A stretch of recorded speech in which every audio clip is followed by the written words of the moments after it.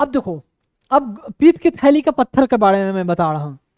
तो पीत की थैली में पत्थरी जो होता है, अब देखो पीत की थैली ऐसे लटकता रहता है। अब या ऐसे यहाँ और यहाँ कुछ नलियाँ ऐसे टेढ़ी मेढ़ी होती है, यहाँ से पत्थर को निकल कर ऐसे ऐसे जाकर नीचे आ जाना और आंतों में आना, आंतों के जरिए फिर लैट्रिन के रास्ते निकल जाना, ये बहुत डिफिकल्ट है। मतलब क्यों बता रहा हूँ, पीत की थैली में पत्थरी अगर हो तो कुछ ही लोगों का पत्थरी निकल पाता है, अदरवाइज ये ज्यादातर केस में क्या होता है कि ऑपरेशन ही करना पड़ता है।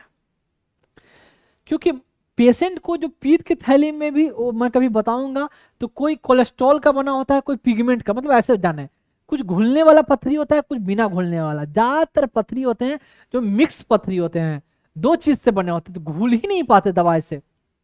उसको घुलने के लिए जो दवाई चलाते हैं, जो मैंने दिखाया था ना यूडिलिव वाला, वो वाला उर्सोकॉल, तो वो दवा चलता है। 6 महीना 7 महीना पेशेंट खा ली, एक साल खा ली, तो भी पता चलता है घुला ही नहीं पथरी वैसे कैसे है। और टैबलेट इतना महंगा है, 800-900 रुपये पत्ता आता है वो टैबलेट। मतलब एक टैबलेट का ही दाम जानो 70 रुपये 80 रुपये। मतलब पेशेंट उतना खा रहा है डेली, कोई एक टैबलेट खा रहा है या कोई डेली 2 टैबलेट खा रहा है, 6 महीना 7 महीना 8 महीना खा लिया, पथरी गला ही नहीं। मतलब कहने का मतलब क्या हुआ कि आप कह सकते हो कि 70 40 42 मतलब मतलब 24-25 हजार 30 हजार का दवा भी खा लिए, अब पत्थर गला भी नहीं है, और भी 6-7 महीना दवा भी खाए तो नहीं निकलता है। तो अल्टीमेटली इसलिए होता है कि दवा लोग आजकल डॉक्टर चलाते भी नहीं है, क्योंकि पता है कि भाई निकलेगा नहीं, बहुत कम चांस है। और फिर फाइनली पेशेंट क्या होंगे, डॉक्टर से आके लड़ेंगे कि उतने दिन दवा खिला दिए, महंगा भी था, 25 हजार 30 हजार रुपया भी दवाई में लग गया, आपने फी भी लिया और टेस्ट वेस्ट भी बीच में करवाते रहे, मतलब घूम फिर के 35-40 हजार लग गया, पथरी तो मेरा निकला ही नहीं। इससे अच्छा होता कि हम ऑपरेशन ही करवा लिए होते। समझ में आया? पीत की थैली की पथरी ऐसे आती है, यहाँ कभी कभी जम गया, यहाँ जम गया तो अग्न्याशय का जो अग्न्याशय से जो लिक्विड बना तो वो भी नहीं निकल पाएगा, और इसको भी ब्लॉक कर देगा इस रास्ते को, तो अग्न्याशय में भी सूजन आएगा, यहाँ भी इंफेक्शन हो जाएगा। उसको बोलते हैं पैनक्रिएटाइटिस, क्योंकि अग्न्याशय को बोलते हैं पैनक्रियाज। समझ में आया? ठीक, थोड़ा खोल कर दिखा दिया गया है, बड़ा करके दिखा दिया है पत्थर का रूट, पत्थर कैसे होता है। और जनरली कभी कभी पीत की थैली में, मैक्सिमम देखिएगा पीत की थैली में या किडनी में जो पत्थर होंगे, एक पत्थर नहीं रहते हैं। पत्थर मतलब पत्थरी जिसको बोलते हैं, छोटे छोटे छोटे छोटे काय रहते हैं, छोटे छोटे, यहाँ तो बड़ा करके दिखाया हुआ है, छोटे छोटे काय होते हैं। और इसको यह ऐसे हो के यहाँ से निकलना, कभी कभी तो अपने आप कुछ पत्थरी फंसे रहेंगे, अपने आप निकल के यहाँ आ जाएंगे, और यहाँ निकल के यहाँ जम जाएंगे और सब चीज को खराब करना शुरू करेंगे, पेनक्रियाज को भी। और यहाँ भी इन्फेक्शन, यहाँ भी दर्द, ऐसे ऐसे कांड चलता रहता है। समझ में आ गया? अब इसको चेक टेस्ट करना है तो आपको ये ब्लड टेस्ट से नहीं, अल्ट्रासाउंड से पता चलेगा। अल्ट्रासाउंड हो गया या सीटी स्कैन हो गया, एमआरआई हो गया, बहुत सारे टेस्ट होता है ऐसे। क्लियर?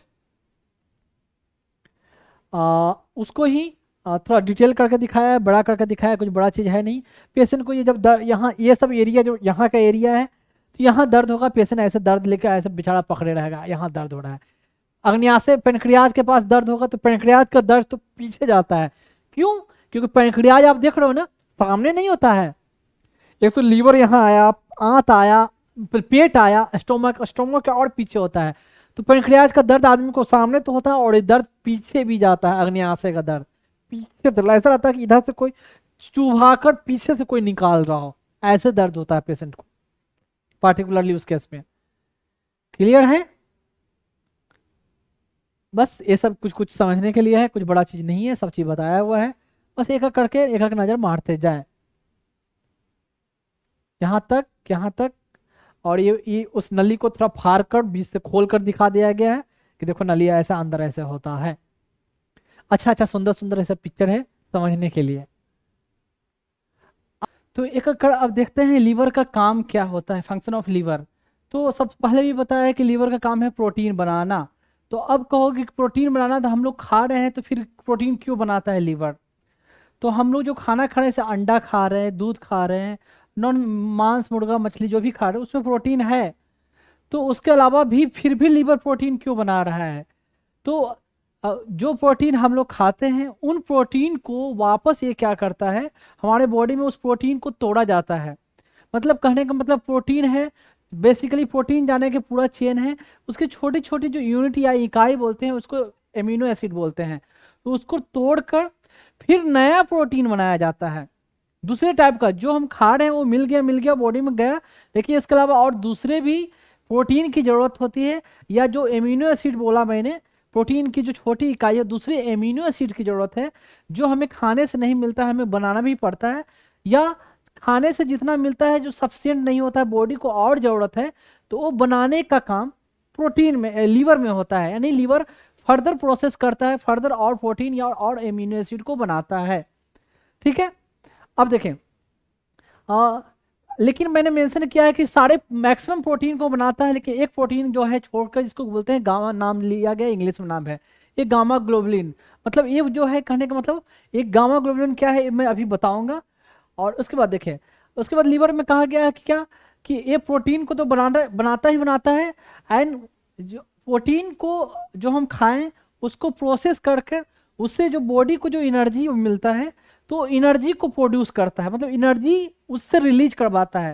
जैसे हम कार्बोहाइड्रेट खा रहे हैं, रोटी खा रहे हैं, चावल खा रहे हैं, दाल खा रहे हैं, तो शरीर में जाने के बाद उसको छोटे छोटे पार्ट में तोड़ा जाता है, उसके केमिकल को फिर से तोड़कर उससे जो एनर्जी निकलता है, जो हमारे शरीर के डेवलपमेंट के लिए या शरीर के काम करने के लिए एनर्जी की जरूरत होती है, तो वहाँ प्रोसेस होकर वहाँ एनर्जी बनता है।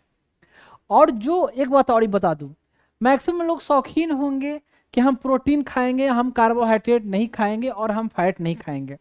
जैसे लोगों के, कितने लोगों की टेंडेंसी होती है कि पार्टी में जाते हैं तो सिर्फ, अगर नॉन वेजिटेरियन है तो सिर्फ चिकन चिकन चिकन, या सिर्फ मटन मटन खाएंगे, या जो वेजिटेरियन है सिर्फ क्या करेंगे, पनीर का आइटम खाएंगे, पनीर पनीर पनीर एंड दाल। कि हमें सिर्फ प्रोटीन लेना है, हमें हमें फैट नहीं लेना है, मतलब हमें पेट नहीं निकालना है, ये कहने का मतलब। अब बताओ, जो ये मैं आपको बता दूं, भले कोई कितना भी प्रोटीन ले ले, वो प्रोटीन का फर्दर प्रोसेस होके अपने आप बॉडी में वो प्रोटीन को फैट में कन्वर्ट किया जाता है। उस प्रोटीन को कहीं ना कहीं प्रोसेस करके ग्लूकोज के रूप में उसको फर्दर बनाया जाता है। तो आप ये आंख बंद करके सिर्फ ये सोचोगे कि हम सिर्फ प्रोटीन खाएंगे और मेरे शरीर में चर्बी नहीं बढ़ेगा, तो ऐसा नहीं है। तो हमारा लीवर का काम है प्रोटीन से आपको फैट के फॉर्म में भी प्रोटीन को बना देगा, और उस प्रोटीन को जो हमारे एनर्जी के लिए ग्लूकोज चाहिए, तो उस ग्लूकोज को फॉर्म में भी उसको लीवर कन्वर्ट करेगा जब शरीर की जरूरत है। यानी आप अगर चाह के कोशिश करें कि हम सिर्फ प्रोटीन खाएंगे, नहीं, भगवान ने दिया है तो शरीर को कार्बोहाइड्रेट भी चाहिए, प्रोटीन भी चाहिए और फैट भी चाहिए। तो आप भले बाहर से फैट ना लो, लेकिन ये लीवर अपने आप उसको फैट में कन्वर्ट कर देगा। ठीक है, अब कैसे फैट में कन्वर्ट करेगा, जो केमिकल रिएक्शन है वो मैं दिखाऊंगा, या कैसे उसको ग्लूकोज या कार्बोहाइड्रेट में कन्वर्ट करता है वो केमिकल रिएक्शन है, उसको भी मैं दिखाऊंगा। अब मैंने बताया कि सारा प्रोटीन बनाता है एक प्रोटीन को छोड़कर, वो कौन सा है, गामा ग्लोबुलिन। मतलब कहने का मतलब एंटीबॉडी। अब एंटीबॉडी क्या होता है, जैसे यहां दिखा देता हूं। अब किसी को टाइफाइड होता है, हुआ भी होगा, तो आप लोग टाइफाइड का टेस्ट करवाते हैं, तो टाइफाइड का टाइफीडॉट टेस्ट करवाते हैं, टाइफीडॉट करवाते हैं कितने लोग, जैसे विडाल करवाते हैं, टाइफीडॉट करवाते हैं। तो टाइफीडॉट में लिखा होता है, टाइफीडॉट देखना है IgG, मतलब इम्यूनोग्लोबुलिन जी। तो ये जो इम्यूनोग्लोबुलिन जैसे कि है, जैसे टाइफाइड की जो बीमारी हुआ, जैसे कि मालूम होगा जो 11-12 के बच्चे होंगे, टाइफाइड किस बैक्टीरिया से होता है, साल्मोनेला टाइफी से। तो उस बैक्टीरिया से होता है। तो बैक्टीरिया जो बॉडी में इन्फेक्शन करेगा, टाइफाइड करेगा, तो उसको लड़ने के लिए हमारे शरीर में कुछ बनेगा, जिसे बैक्टीरिया को मारने के लिए कह सकते हो। तो वो जो उसको मारने के लिए जो चीज शरीर में जो बना, उसको बोलते हैं एंटीबॉडी। तो एंटीबॉडी वही रिपोर्ट में दिखेगा कि हाँ भाई टाइफाइड था, टाइफाइड को मारने के लिए एंटीबॉडी बना या नहीं बना। अगर टाइफाइड है तो एंटीबॉडी बनेगा, अगर टाइफाइड नहीं है तो एंटीबॉडी नहीं बनेगा। तो जांच में आपका आया कि एंटीबॉडी तो नहीं बना है, तो अभी यानी हमारा जो बुखार है टाइफाइड के कारण नहीं, कुछ और के कारण है। समझ में आया। तो ये होता है ऐसे IgG एंटीबॉडी का टेस्ट। तो ये एंटीबॉडी बनाने का काम किसका है, ये मैंने लिखा है यहाँ। जैसे एंटीबॉडी कहाँ बनता है, जो बोन है, हड्डी है, हमारे बोन मैरो में बनता है, हड्डी की कैविटी में बनता है। जैसे मैं दिखाऊंगा आगे, पिक्चर जैसे दिखाऊंगा, ये हड्डी का है। ये कौन सा हड्डी है आप देख सकते हो, ये थाई वाली हड्डी है, जिसको बोलते हैं फीमर बोन बोला गया है। तो इसके जो कैविटी देख रहे हो, जैसे सिर्फ इसी का नहीं, जो मेजर बोन है उसके कैविटी में ये ये एंटीबॉडी बनने का काम है। एक तो ये, दूसरा तीसरा और जो सामने है उस सबके बारे में मैं बता चुका हूँ कहाँ कहाँ। ये देखे जो दिखाया था मैंने आपको पहले कि लिम्फ नोड और स्प्लीन। लिम्फ नोड मैंने एक यहाँ गांठ बना हुआ दिखाया था, गर्दन में गांठ बना हुआ दिखाया था, गर्दन में गांठ बन जाते हैं। और यहाँ जो गांठ बना था लेफ्ट साइड में, जो कैंसर का कारण बहुत बड़ा गांठ बनता है, जैसे पेट का कहीं का कैंसर हो, आंतों का, ब्रेस्ट का, या ओवरी का, बच्चेदानी का, प्रोस्टेट का, तो कैंसर फैलकर यहाँ गांठ के फॉर्म में बनता है, तो लिम्फ नोड होता है। तो इसके अलावा ऐसे भी गर्दन में बच्चों को देखा होगा गांठ बनी हुई होती है लिम्फ नोड। ऐसे कभी बच्चे को कान में इन्फेक्शन है, या फीवर हुआ, या दांतों में इन्फेक्शन हुआ, तो छोटी सी गांठ बन जाती है। या अपने बचपन में आपने फील किया होगा कि जिस एरिया में बेल्ट लगाते हैं वहां पर भी छोटी सी गांठ आता है, दिखता है बचपन में, जब 8-9 साल की उम्र में। क्यों? क्योंकि बच्चों को अक्सर पेशाब का इन्फेक्शन होता है, बच्चों को अक्सर। तो पेशाब का इन्फेक्शन होगा, या पेट का, अक्सर पेट में दर्द वर्द ऐसे ऐसे खाएं तो पेट में इन्फेक्शन होता है, जिस कारण उस इन्फेक्शन को मारने के लिए एंटीबॉडी बनता है। और एंटीबॉडी कहाँ बनता है? लिम्फ नोड में। तो यहाँ पर लिम्फ नोड आपको गांठ फील होता है बच्चों को, तो देखिएगा वो गांठ फील होता है, तो वो ये हुआ लिम्फ नोड। क्योंकि बीमारी से मारने के लिए, बीमारी को मारने के लिए ये गांठ, मतलब लिम्फ नोड मतलब एक्टिवेट होता है, पहले से बहुत छोटा होता है, ऐसा नहीं कि नहीं होता है, बहुत छोटा, फील नहीं होगा। जब जरूरत है तो धीरे धीरे बड़ा होगा और एंटीबॉडी बनाएगा, क्योंकि ज्यादा एंटीबॉडी बनाना है तो ज्यादा बनेंगे, बड़ा भी साइज होगा, और ये लिम्फ नोड का काम हो गया एंटीबॉडी बनाना। समझ में आया? जो 11th क्लास के बच्चे हैं, 12th क्लास के बच्चे जो ऐसे थ्योरी रटते हैं, मैंने एग्जाम्पल से समझाया, हो सकता है कि आपके टीचर ने पढ़ाया होगा, नहीं बताया होगा, पर एग्जाम्पल से आपको याद रहेगा कि लिम्फ नोड, ऐसे बहुत सारे बच्चे रट लेते हैं lymph node antibody antibody. Lymph node होता क्या है, कैसे फील करते हैं? तो मेडिकल साइंस के बच्चे तो जानेंगे, लेकिन 11th 12 वाले बच्चे नहीं जानेंगे इस बात को। अब है स्प्लीन, तिल्ली। स्प्लीन के बारे में मैंने बताया था ना कि भले बताया था खून कहाँ टूटता है, जैसे खून बन रहा है 120 दिन की लाइफ साइकिल, लाइफ होती है, हाफ लाइफ आरबीसी का, तो उसका तोड़ना ओड़ना कहाँ होता है? तिल्ली में। मैंने पिक्चर दिखाया था, जैसे मैं पिक्चर ये दिखा देता हूँ, हो सकता है पिक्चर देखकर आपको याद आ जाए। यहाँ इस पिक्चर में मैंने दिखाया था कि ये तिल्ली में आरबीसी, जैसे हीमोग्लोबिन, आरबीसी या हीमोग्लोबिन टूटता है, टूट कर कुछ उसमें से हीमोग्लोबिन में आयरन होता है, प्रोटीन होता है, और इस हिम जो इसमें इसका कैसे कैसे प्रोसेसिंग होता है, बिलिरुबिन बनता है, लीवर में प्रोसेस होता है। बिलिरुबिन से पहले बाइलिवर्डिन, ऐसे इंग्लिश नाम है बिलिरुबिन, लीवर में साथ कंजुगेशन होता है, और इसको निकाला जाता है, फिर आंतों के जरिए, आंतों में जाता है, फिर पेशाब के जरिए निकलता है, और लैट्रिन के जरिए निकलता है, सब लिखा हुआ है यहाँ, मेंशन है। लैट्रिन के जरिए निकलेगा तो ये ना, उसमें ये पिगमेंट रहेगा, और किडनी यूरिन के जरिए निकलेगा तो उसमें ये पिगमेंट रहेगा। यानी हमारे स्टूल का कलर जो येलोइश पीला कलर है ना, किसके कारण होता है? इस पिगमेंट के कारण। जिस पेशेंट को जॉन्डिस होगा ना, जॉन्डिस, जॉन्डिस खासकर जो होगा, कि जो मैंने पीत की नली बताया था वो ब्लॉकेज पथरी के कारण, ऐसे केस में जो होगा, अगर पथरी के कारण ब्लॉकेज है ना, तो उस केस में उसका स्टूल का कलर ये पीला न रह के व्हाइट होगा। व्हाइट क्यों होगा?